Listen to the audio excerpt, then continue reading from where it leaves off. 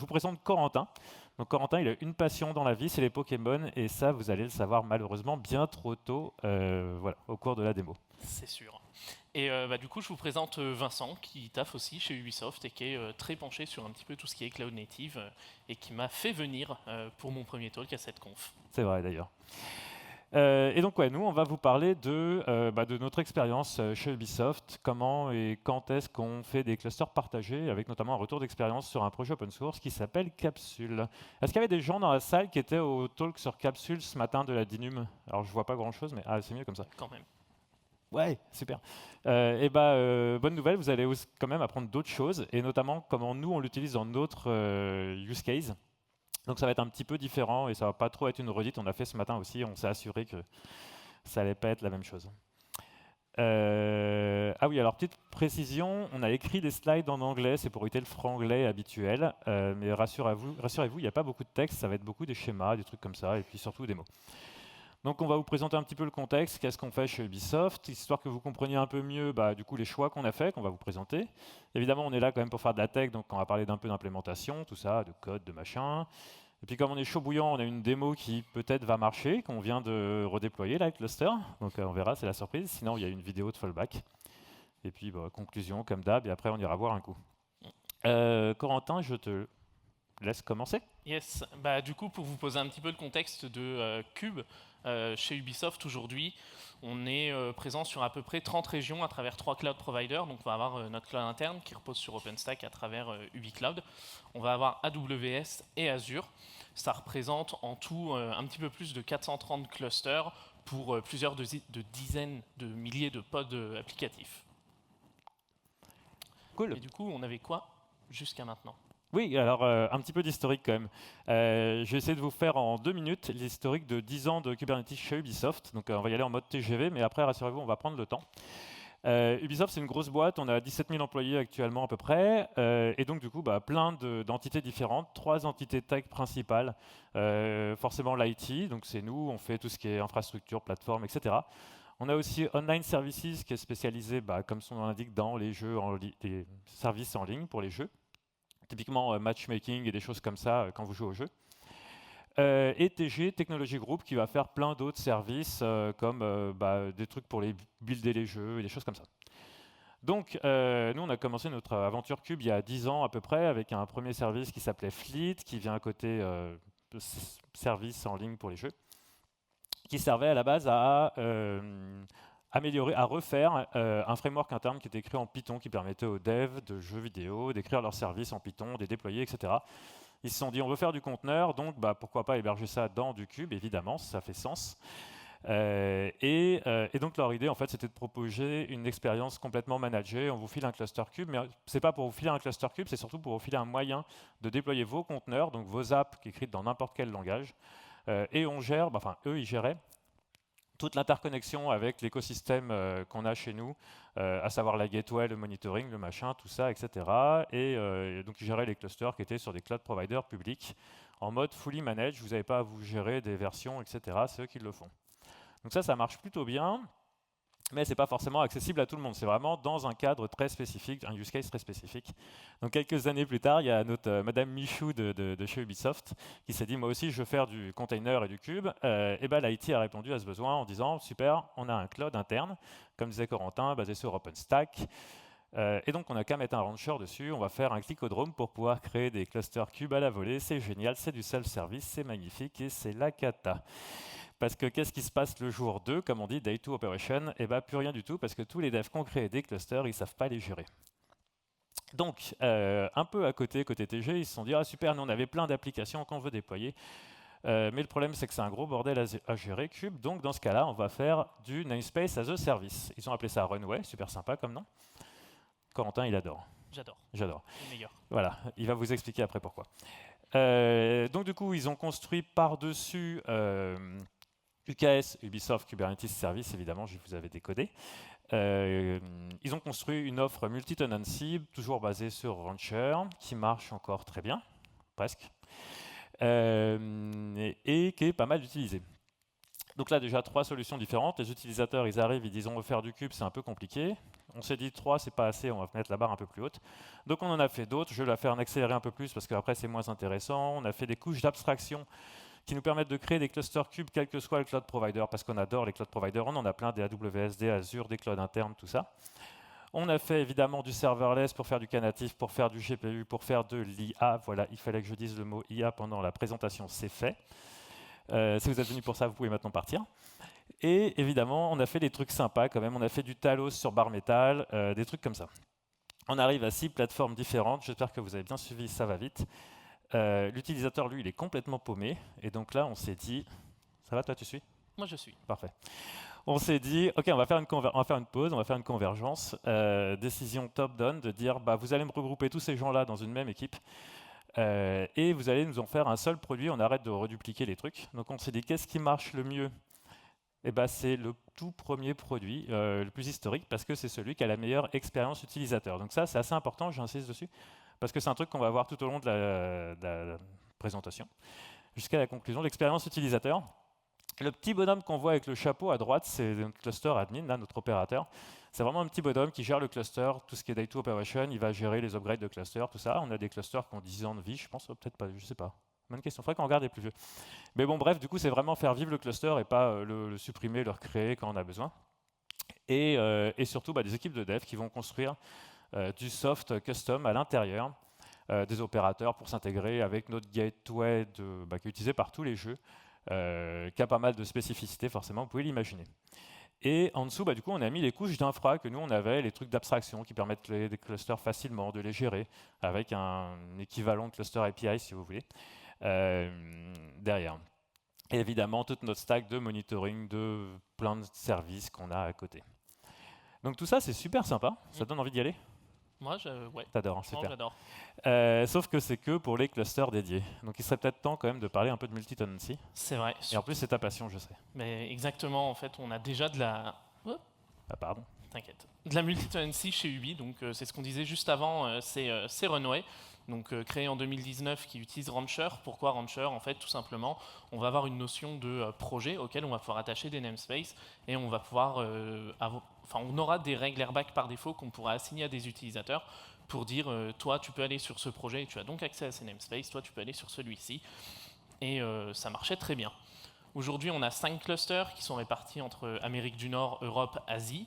Ça nous fait un petit peu plus de 200 projets, plus de 700 namespaces. Quand on a regardé, on était à un petit peu plus de 10 000 pods applicatifs uniquement, donc vraiment ce qui est déployé par nos utilisateurs. Et en fait, il y a un problème, c'est qu'il y a un seul admin, c'est moi. Voilà. On l'utilise principalement pour du tool interne, donc aussi bien des services d'analyse de crash de log de jeux quand ils sont en développement, de l'IA. On a de l'IA, on a des gens qui en font. On va avoir plein de choses, ça fait deux. Ça fait deux fois qu'on dit IA. Qu'est-ce qu'on pourrait avoir d'autre? Je sais plus. Et du coup, par contre, on va avoir plusieurs problèmes. C'est déjà, on va avoir une stack qui est legacy. On est sur une vieille version de Cube qu'on ne peut pas upgrade à cause de la matrice de compatibilité qu'on a avec Rancher qu'on ne peut pas upgrade non plus. Et à partir de ça, va découler que en fait, toutes nos autres stacks, donc Ingress, observabilité, vraiment toute la volée sera legacy aussi. De base, ça a été fait sans penser au network isolation. Donc, dans nos clusters, tout le monde peut parler avec tout le monde. Aujourd'hui, la manière dont c'est utilisé en fait est trop ancrée pour tout le monde pour qu'on puisse se permettre de le changer. On a des vieilles versions et au final, on s'est dit pourquoi continuer avec ça et pas repartir de zéro sur la feuille blanche. Oui, la meilleure façon de forcer les gens à faire les choses bien, finalement, c'est de repartir de zéro. Super. Donc, si on repart de zéro, peut-être que on pourrait commencer à se poser la question de c'est quoi le use case? Exactement. Vas-y. Non, vas-y. Ah, c'est moi qui parle alors.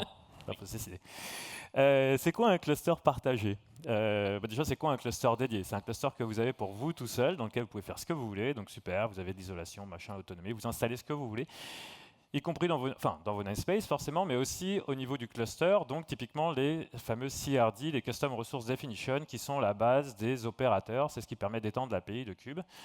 Et qui est plutôt sympa parce que du coup, ça vous permet vraiment de faire ce que vous voulez dans votre cluster. Bon, ça, le petit inconvénient, évidemment, c'est le coût. Le coût en termes de machines, d'hardware, etc., mais aussi humain. En termes de maintenance de cluster, plus vous avez de clusters à maintenir, plus c'est compliqué. On en sait quelque chose parce qu'on en gère beaucoup trop.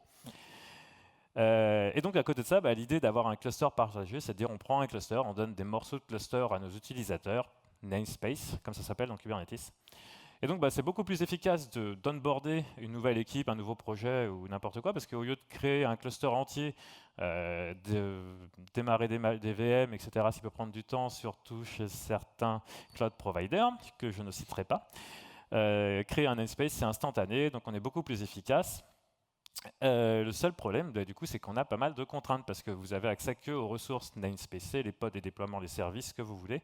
Non, ce que vous voulez, justement. Pas les CRD, les fameuses API qui vous permettent d'étendre l'API de Kube et d'installer vos opérateurs que tout le monde adore. Du coup, ce qui serait cool, on s'est dit, c'est d'avoir ce système en fait, de cluster partagé, mais sans les contraintes. Ouais, ce serait quand même pas mal. Hein. Ouais, ce serait bien. Ah, mais c'est à toi de parler maintenant. Oui, c'est à moi. Ah, oui, je te fais la transition. Je te merci. Du coup, en fait, on est arrivé avec...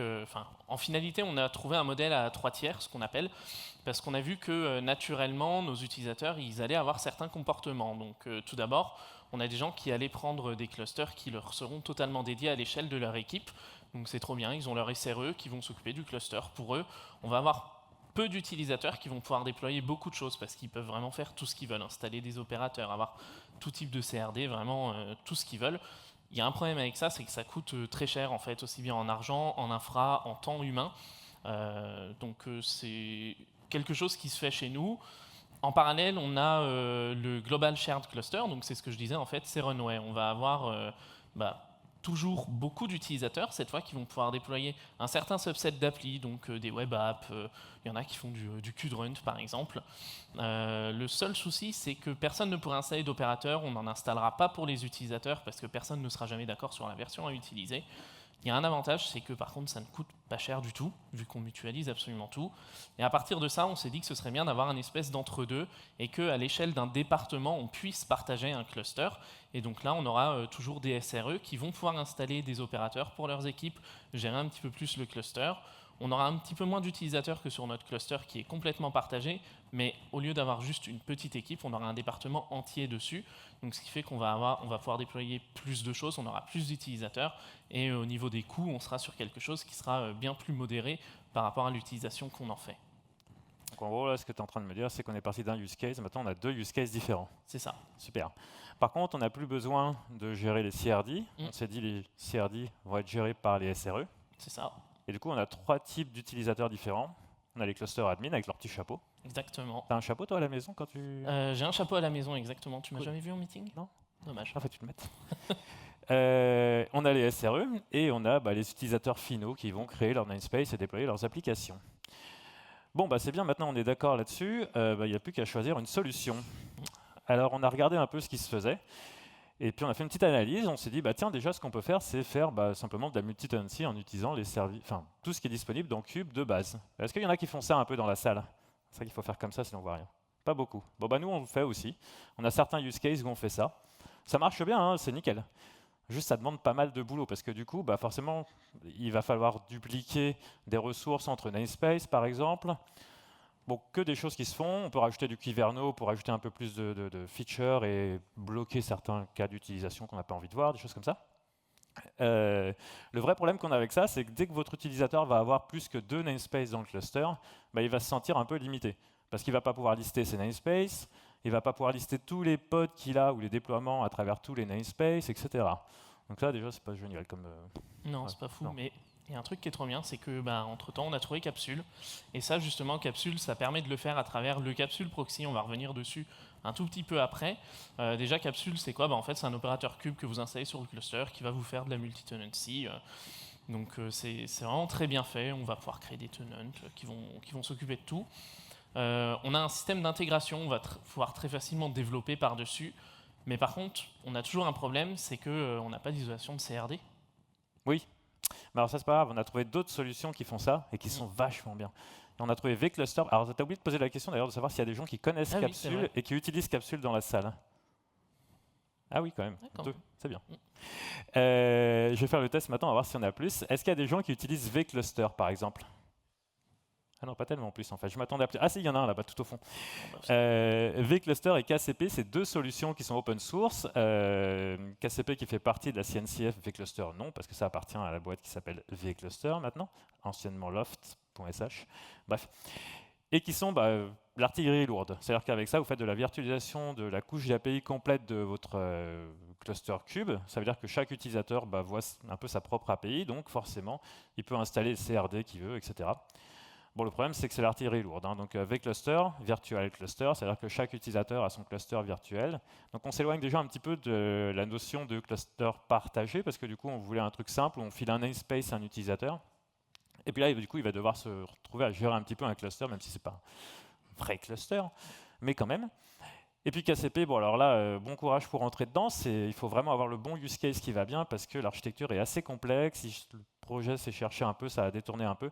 Et donc, c'est vraiment une couche d'abstraction au niveau de l'API, mais qu'il faut aller customiser. Et donc, il faut vraiment faire un truc custom, enfin particulier. Bon, bref, du coup, on a 4 solutions. Qu'est-ce qu'on fait? Et à partir de tout ça, on a décidé de partir sur Capsule. Alors, pourquoi quelle Capsule? surprise. Parce que c'est écrit dans le titre. C'est dans le titre? Ouais, c'est dans le titre, je crois. Ils le savent déjà en plus. Ouais, mince. Bon, au moins, j'ai pas spoil. Ouais. Pourquoi Capsule? Au final, on s'est rendu compte qu'on n'avait pas nécessairement besoin de faire de l'isolation de CRD par rapport à la manière dont nos clusters sont découpés avec les SRE qui vont gérer les clusters pour leurs équipes. On a trouvé le projet très intéressant parce que le code est assez simple à lire. En fait, c'est un opérateur, mais il n'y a pas 10 000 fichiers. C'est quelque chose qui est assez facile à prendre en main.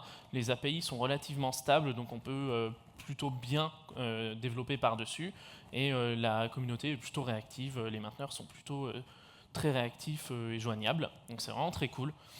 Pour nous, il y avait vraiment une killer feature, c'est le Capsule Proxy. C'est un petit reverse proxy que vous avez devant le Cube API Server qui va permettre à vos utilisateurs d'avoir une expérience comme s'ils étaient sur un cluster qui leur était dédié, alors que ce n'est pas le cas. Et ils vont pouvoir utiliser leurs outils favoris comme Canefs, Freelance ou ce genre de choses. Et on va pouvoir en plus installer des add-ons qui sont développés par la communauté. Donc dans notre cas, par exemple, on a Argo qui permet de créer un projet Argo automatiquement pour chaque tenant qui sera créé, ou encore OpenCost pour mieux gérer le rebilling par tenant pour que ce soit plus simple de dire à chacun combien il doit payer. Exactement, parce qu'on adore gérer le rebuilding quand on fait des solutions comme ça en interne. Et c'est encore toi qui parles. C'est encore moi. Eh oui, encore moi. Du coup, Capsule, globalement, comment ça fonctionne? En fait, on va avoir un cluster admin qui va créer un tenant, qui est vraiment la ressource clé de Capsule. Dans un tenant, on va pouvoir définir un ensemble de règles, airbag, des quotas, des network policies, plein de choses. Et quand nos utilisateurs ils vont créer un nouveau namespace dans ce tenant, on va avoir un webhook qui va voir la requête et qui va pouvoir répliquer un petit peu tous ces réglages qui ont été mis en amont dans chaque namespace qui sera créé. Donc ici, c'est ce qu'on voit sur l'exemple où les règles sont répliquées sur Carapuce Ramolos, par exemple. On a dit que j'aimais les Pokémon, il y en a partout. Ce n'est que le début. Comment? Ce n'est que le début. Oui, c'est que le début. Et en plus, on va par exemple voir le Capsule Argo add-on qui va nous créer notre projet, comme je disais, juste avant. Et donc moi, je vais revenir un peu plus en détail sur un truc qui s'appelle le Capsule Proxy, qui est un autre projet de capsule qui est facultatif. C'est pas obligé de l'utiliser. Vous pouvez utiliser Capsule tel quel. Si vous l'utilisez, en fait, c'est un reverse proxy. Vous allez mettre devant l'API server. Et donc, pour l'utiliser, il suffit de changer votre kubeconfig pour faire pointer là-dessus au lieu de faire pointer sur l'API server normal. Comment ça fonctionne? L'objectif, c'est quand l'utilisateur va faire un kubectl get pods-a, par exemple, chose qu'il ne peut pas faire normalement dans un cluster type multi-tenancy quand il n'a pas la permission, quand c'est juste simple utilisateur dans un namespace ou deux. Ce que va faire le Capsule Proxy, en fait, lui, il tourne en mode cluster admin. Donc lui, ce qu'il va faire, c'est qu'il va faire différentes requêtes en amont sur l'API server pour valider déjà le token de l'utilisateur, s'assurer qu'il a bien le droit de parler à ce cluster, récupérer son username, ses groupes. À partir de là, il va regarder dans ses tenants quels tenants sont autorisés pour l'utilisateur. Il va vérifier pour chaque tenant qu'il a bien les permissions airbag qui vont bien dans le cluster pour aller regarder les namespaces, les pods dans les namespaces, etc. Et à partir de là, il va aller modifier la requête. Il va rajouter un label selector pour dire va prendre uniquement les pods qui sont ownés qui sont managés par les tenants Tartampion. Pardon, excuse-moi, des noms de Pokémon. Carapuce. Carapuce, merci. Quand j'ai besoin de noms de Pokémon, je lui demande au bureau. Et donc pour ajouter son label selector, évidemment il change le token, à la place de celui de l'utilisateur il prend le sien qui est cluster admin, et il envoie sa requête qui a le droit du coup de faire ça, et il récupère la liste de tous les pods dans tous les namespaces auxquels l'utilisateur a le droit de voir les pods. Donc voilà, fonctionnement un peu particulier, ça fait du coup plus de requêtes à l'API server, mais par contre, en revanche, ça permet à l'utilisateur, lui, d'avoir une vision un peu comme s'il était dans un cluster dédié, comme tu as dit. Alors là, c'est un use case qui est uniquement pour la lecture des pods, enfin des ressources namespace. En lecture, évidemment, il y a d'autres fonctionnements. Si c'est en écriture, par exemple, c'est pass-through quasiment, etc. Je crois qu'on a fait un peu le tour sur Capsule, c'est pas mal. Sur Capsule, c'est Ouais. bien. Ouais.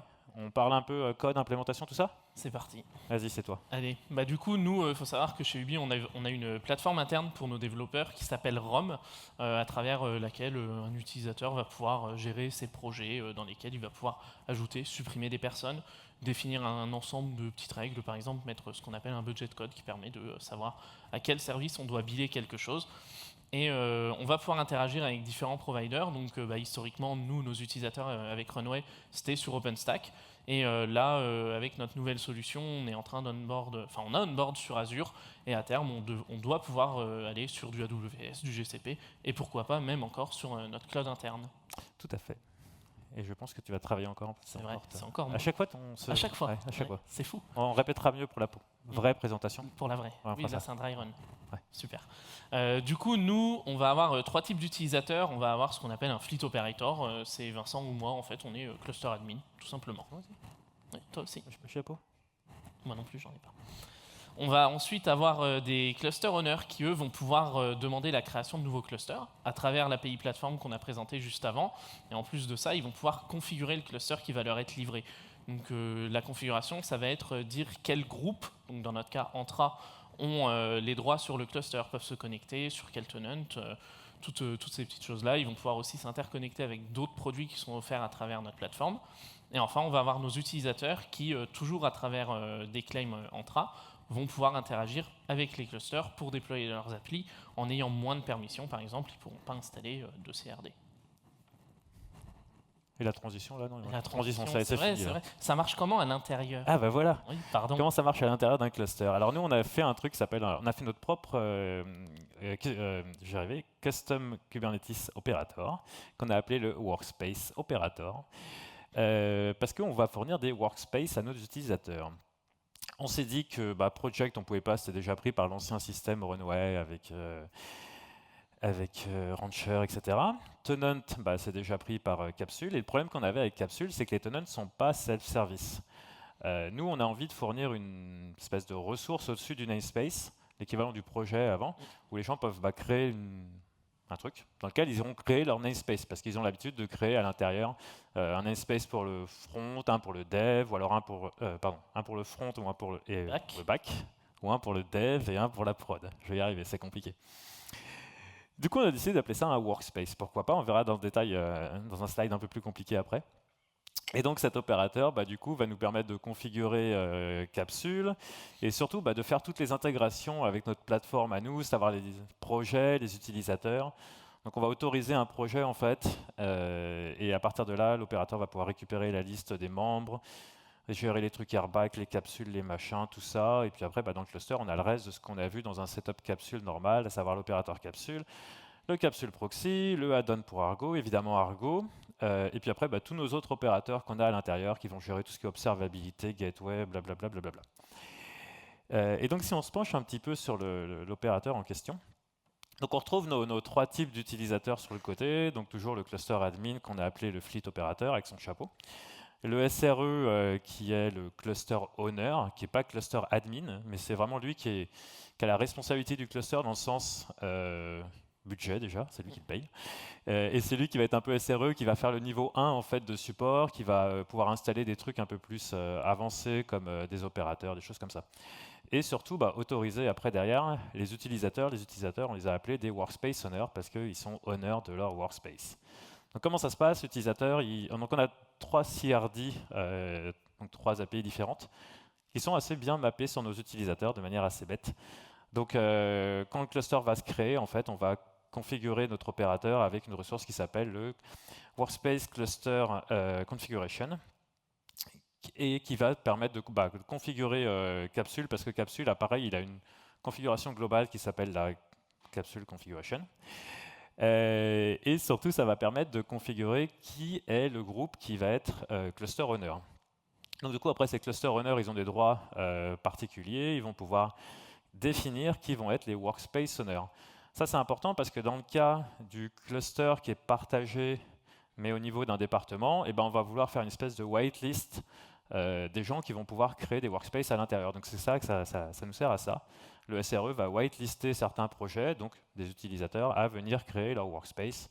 Et puis après, une fois qu'ils viennent créer leur workspace, en fait, derrière, l'opérateur, lui, va créer un tenant. Donc nous, en tant que honneur de la plateforme en général, on a toujours la main sur le tenant, et donc on peut configurer clairement à l'intérieur ce qu'on veut, les règles, les quotas, les machins, tout ça. Et l'utilisateur ne peut pas le faire, il ne peut pas modifier le tenant. Tout ce qu'il peut voir, c'est son workspace.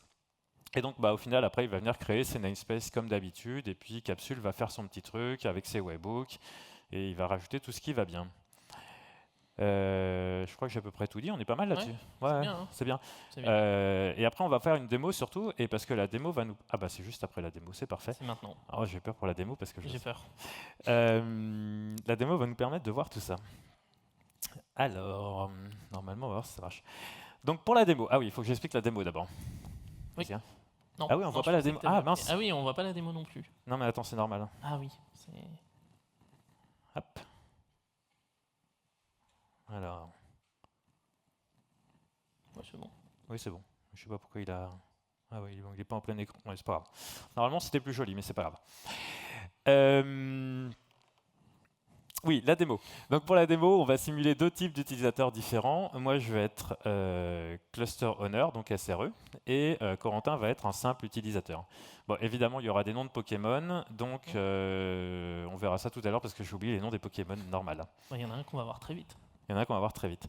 C'est toi qui commence d'ailleurs en tant qu'utilisateur. Donc moi, en tant qu'utilisateur, déjà, bonjour, enchanté, je m'appelle Tortank.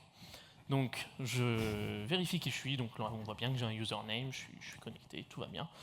Je suis déjà connecté au cluster avec mon utilisateur, et là si je fais ma liste de namespace, je verrai que je n'ai rien. Donc j'ai une erreur.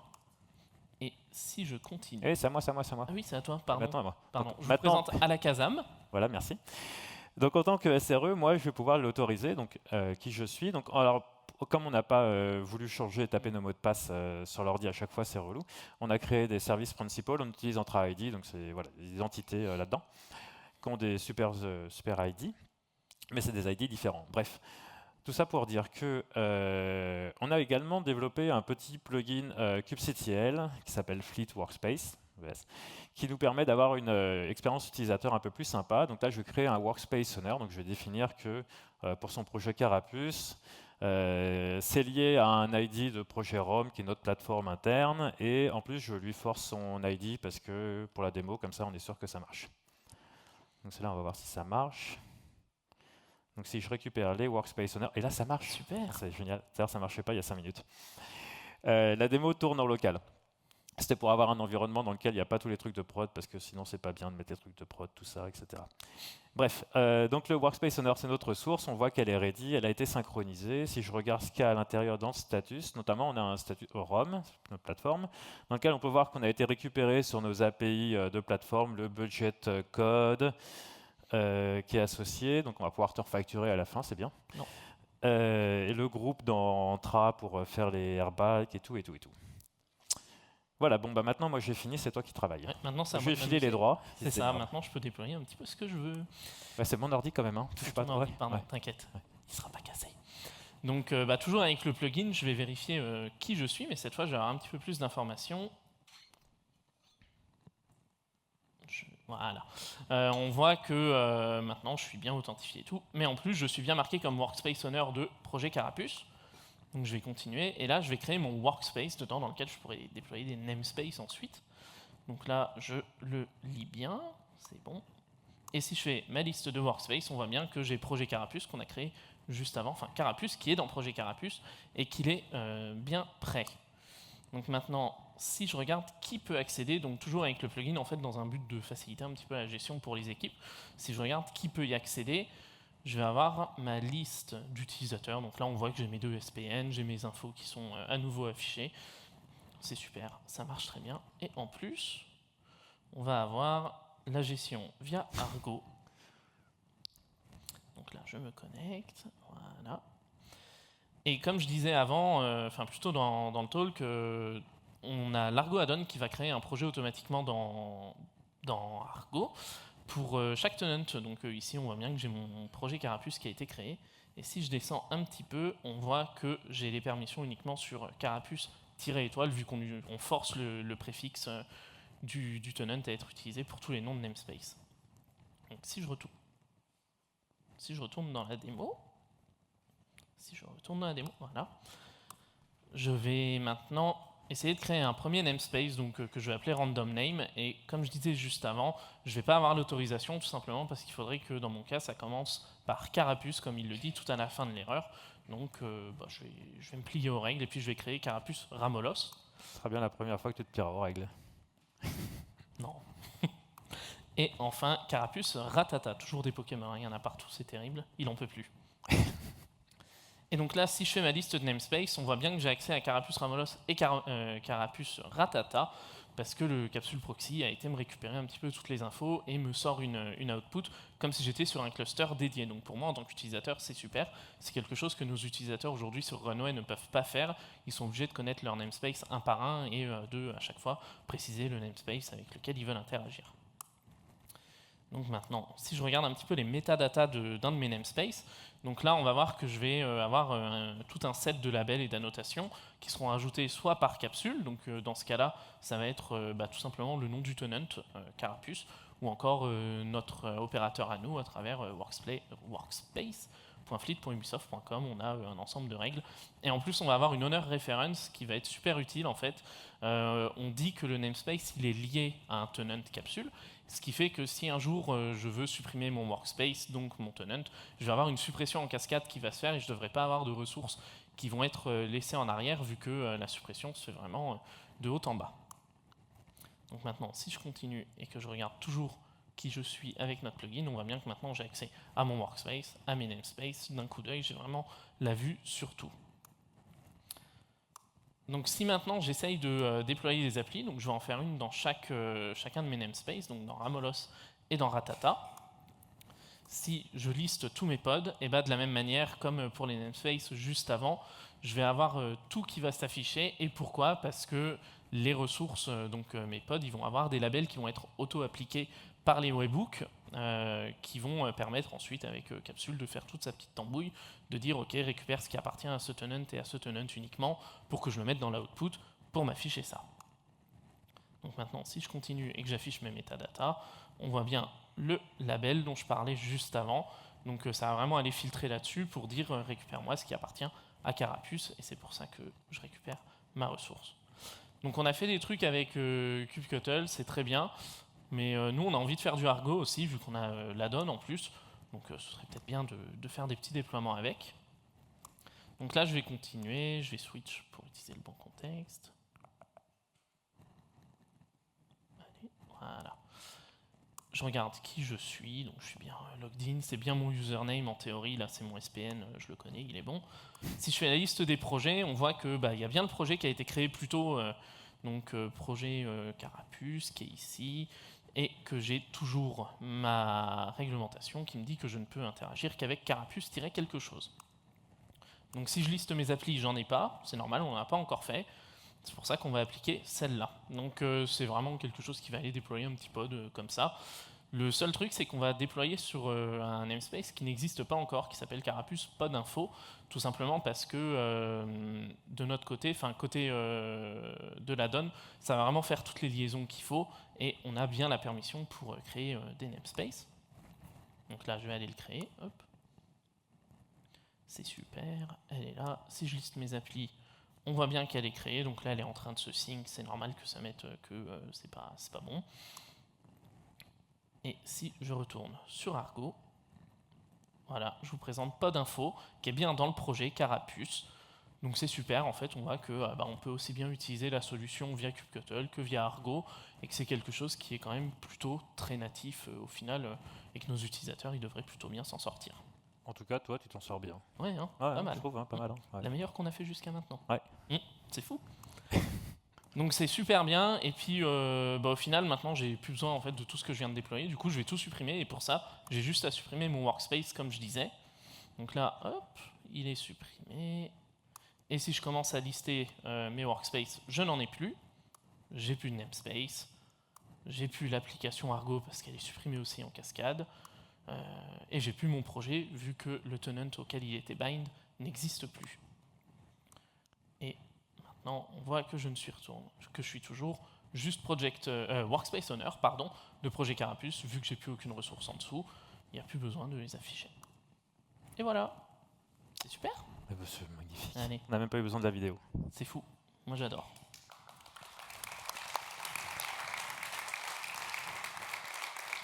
Non. Voilà. Ça fait un truc? Comment? Non, c'est bon. Non, c'est bon. Non, mais ça arrive, voilà. Ah, mais c'est toi qui travailles. C'est moi. Ah bah vas-y. Donc on vous a présenté un petit peu tout ce qu'on a fait sur Capsule pour l'instant. Donc nous, on a pas mal exploré le truc. Donc il faut savoir que de notre côté, le design, le dev, tout est terminé ou quasiment terminé. Il nous reste vraiment un gros topic, c'est la migration de nos utilisateurs actuels.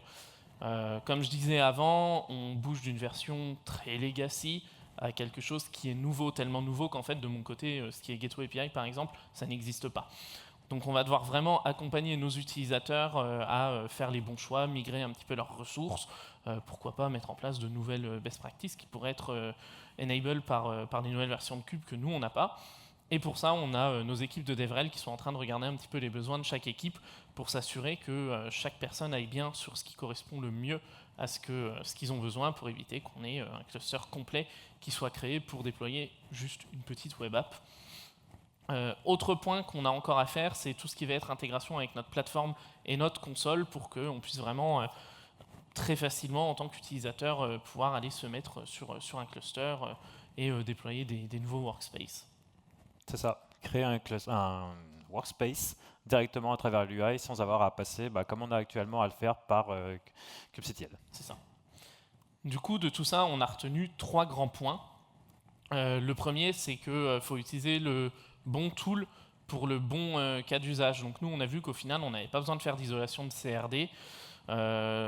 Pour tout le reste, Capsule remplissait absolument tous nos critères, donc c'est facile de développer par-dessus. Ça fait une très bonne multi-tenancy. On a le Capsule Proxy qui donne une expérience comme si c'était un cluster dédié à nos utilisateurs. Donc on s'est dit pourquoi aller sur du vCluster ou du KCP quand au final les CRD ne sont pas si importantes dans notre cas, vu ce qu'on propose à nos utilisateurs. C'est vrai. Attends, je change pas tout ça. Ah ouais. Oui, tant qu'on est sur le bon outil, d'ailleurs, on a parlé 2 fois d'IA, et jamais 200 fois, on peut parler une 3e fois d'IA. En parlant de bon outil, on a un outil interne qui nous permet de générer ces magnifiques images, avec même un modèle custom qui a été généré, qui est spécifique au lapin crétin. Donc voilà, donc si on veut faire des super présentations, venez chez Ubisoft parce qu'on a accès à des outils qui nous permettent, en un prompt de phrases, de générer des superbes images avec des lapins crétins. Le bon outil pour le bon use case. C'est ça. Magnifique. Et les gens, ils vont retenir que ça. C'est fou. Focus sur l'expérience et principalement la user experience. Ce qu'on a remarqué quand même, on a un petit peu d'expérience dans Cube à Ubisoft avec nos 10 ans d'expérience, surtout sur Fleet. Ce qu'on a remarqué, c'est que la user experience, c'est vraiment le truc le plus important. On a fait plein d'autres plateformes, des trucs en mode super self-serve. On s'est dit c'est génial, les gens ils vont cliquer, ils vont gérer leurs trucs, ils vont faire des API, du Terraform, du machin. Et puis ils vont être autonomes. Et puis ça marche pas du tout parce qu'enfin ça marche un temps et puis en fait ça tient pas la durée si on n'a pas le bon focus sur la user experience. Donc à la fois avoir une bonne expérience, un truc simple, facile à utiliser et surtout qui s'intègre vachement bien dans l'écosystème. C'est le truc que Fleet avait bien réussi au début, l'intégration, la gateway, le machin, tout ça. Et donc c'est ce qu'on essaye de faire là aussi pour que tout soit vraiment intégré et je pense que c'est vraiment ça là, le truc important. Enfin, on parle beaucoup de platform engineering et de choses comme ça. L'idée, c'est pas simplement de prendre un truc sur étagère. On aurait pu se dire, tiens, on prend vCluster parce que ça fait tout, ça fait le café, et puis on le file aux utilisateurs, on met un peu de self-service devant, et puis basta. Et je pense qu'on a vraiment fait un truc super sympa. On verra quand on aura tout migré et que. Oui.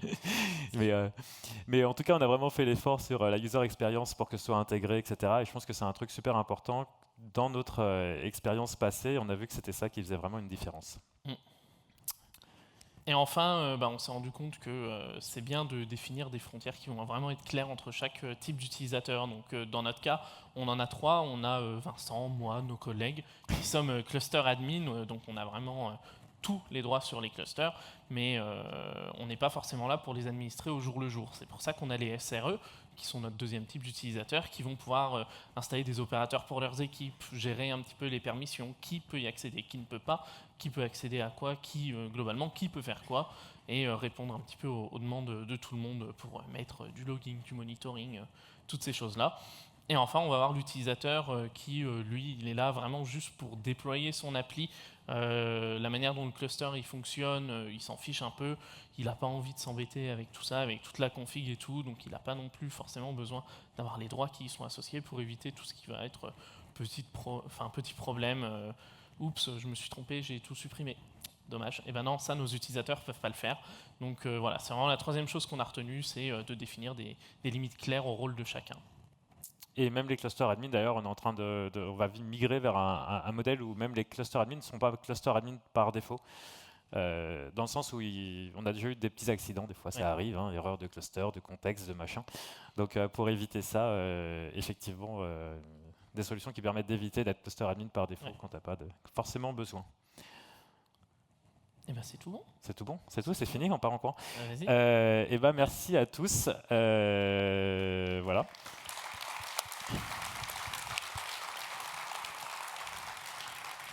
N'hésitez pas à envoyer vos feedbacks, surtout pour Corentin, parce que c'était, comme il l'a dit tout à l'heure, son premier talk. Et il a dit que s'il avait plus de 42 feedbacks positifs, il reviendrait l'année prochaine. Bah, ça va s'arranger alors, obligé. Voilà. Pourquoi 42 d'ailleurs ? Bah, à toi de me dire. Je sais pas. Au cas où vous voulez poser des questions à Corentin, surtout, n'hésitez pas. Ou à Vincent. Ou à Vincent. C'est qui ? C'est toi. Merci. Et puis sinon, on est là si vous avez des... Il reste 3 minutes 06 pour des questions, c'est ça ? Si vous voulez poser votre question en direct, même si la question se retrouve entre nous et une boisson fraîche, il n'y a aucun problème. Je vais passer par là. En plus, ça lui fait faire du sport, c'est bien. C'est bon pour ma santé, merci. Exactement. Bonjour, merci beaucoup pour le talk. J'ai une petite question. Vous n'avez pas parlé de tout ce qui était infra, si les utilisateurs ont besoin de buckets, de choses comme ça. Est-ce que vous avez implémenté des solutions comme Crossplane ou des choses comme ça, ou ils n'en ont pas besoin, tout bêtement ? Et ben en fait, c'est un bon gros sujet. On a beaucoup de solutions internes. On a un cloud interne basé sur OpenStack, comme on disait un peu au début. On a également des utilisateurs qui utilisent soit les solutions sur AWS, soit sur Azure, etc. Donc ça dépend vraiment du contexte. Non, on n'utilise pas Crossplane. On fait pas mal de Terraform, mais on n'a pas fait d'intégration, en tout cas là dans la partie pour la partie multi-tenancy avec d'autres types de ressources externes au cluster. Peut-être que ça viendra à l'avenir, mais pour l'instant, on n'a pas eu besoin on n'a pas de besoin encore bien identifié. Enfin, si, il y avait un besoin pour les volumes, effectivement, qui avait été un petit peu remonté sur Runway. On a ce genre d'histoire. Mais pour l'instant, c'est plus dans la to-do list parce que c'est même pas dans la solution existante en fait. Donc, on se focalise déjà sur migrer la solution existante et après, on verra pour rajouter une fois qu'on aura une bonne base, pour rajouter d'autres features effectivement. Merci beaucoup. Merci encore une fois et superbe premier talk. Il y a des mains là-bas qui se. Ouais, mais il faut vraiment que ça soit une question courte. Sinon, tu vas te retrouver avec tous les gens de la salle qui vont te tomber dessus. Fais attention. Merci, je fais vite. D'un point de vue réseau, vous faites comment pour différencier Carapuce de Ratata ? Et c'est une bonne question. Alors en fait, il y a plein de fonctionnalités dans Capsule. Tu peux notamment faire d'isolation par node. Tu peux affecter des nodes spécifiques à des tenants. Donc si tu as envie, tu peux faire de la différenciation comme ça. Et après, au niveau réseau, après, tu peux mettre des règles, tu peux mettre des network policies. Effectivement, soit au niveau des namespaces, soit même au niveau des workspaces au-dessus. Donc après, tu peux complémenter et puis on rajoute en plus du Kyverno par-dessus, donc tu peux rajouter beaucoup de choses. Après, c'est l'avantage d'une solution comme Capsule, c'est que c'est pas trop envahissant et tu peux effectivement facilement mettre du Kyverno pour rajouter des règles que tu as envie, etc. Disons que ça te facilite vraiment la partie expérience sans te bloquer dans un truc vraiment spécifique. Merci beaucoup. Bonne fin de journée. Merci.